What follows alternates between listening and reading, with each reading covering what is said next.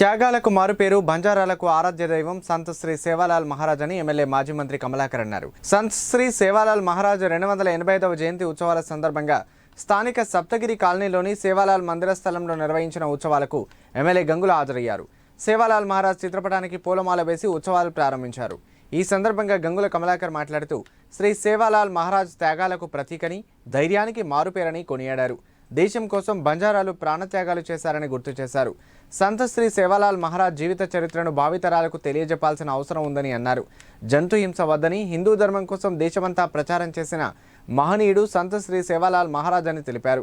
బంజారాలు సేవాలాల్ మహారాజ్ మందిర భవన నిర్మాణం చేసుకునేందుకు 30 లక్షలు కేటాయించినట్లు వెల్లడించారు.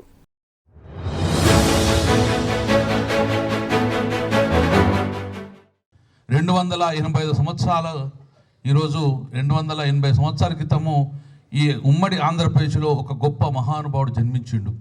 వారే సంత్ సేవాలాల్ మహారాజ్. ఆ 280 సంవత్సరాలలో ఈ దేశం మొత్తాన్ని కూడా కాలినడకను పర్యటించుకొని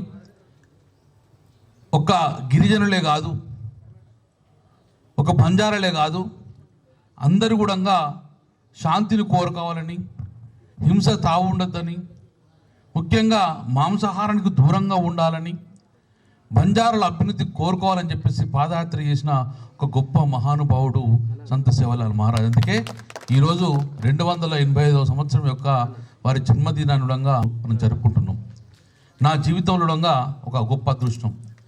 ఎప్పుడు సంత్ సేవాలాల్ మహారాజు జన్మదినం ఉండడంగా ఒక్కరోజు తప్పకుండా హాజరైన ఇక్కడికి. ఎందుకంటే ఒక దైవ భక్తుడు సంత్ సేవాలాల్ మహారాజ్, ఒక గొప్ప వ్యక్తుడు.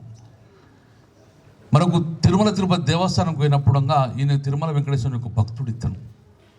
ఈరోజు సంత్ సేవాలాల్ మహారాజు మర్చిపోవద్దు. మీరు మా యాడీజే చరిత్ర తీసుకోవాలి.